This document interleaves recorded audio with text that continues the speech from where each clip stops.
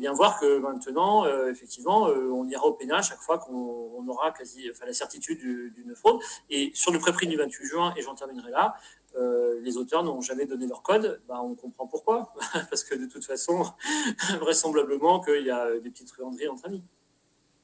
Oui, tu comprends beaucoup mieux pourquoi, malgré toutes tes demandes répétées, tu n'as pas obtenu les codes. Mais un auditeur nous dit, mais finalement, à quoi ça sert tout ça? À quoi ça sert tout ça? Ça sert à manipuler, ça sert à ce que tout le monde soit perdu, ça sert à ce qu'il y ait une perte de sens. Et c'est vrai que le cerveau, au bout d'un certain temps, n'arrive plus à retrouver le sens et, quelque sorte, il bug. On sait que dire non, c'est plus difficile que de dire oui.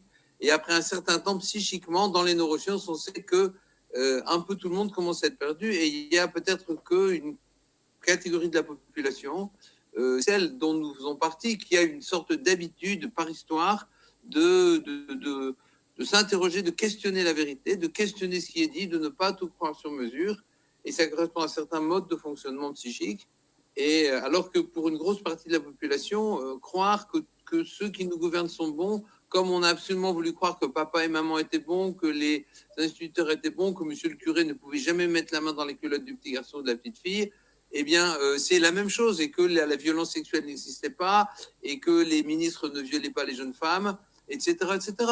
Et donc, il y a eu cette idée-là, ce besoin d'avoir un monde parfait, ou ce besoin surtout de ne pas remettre en cause quelque chose.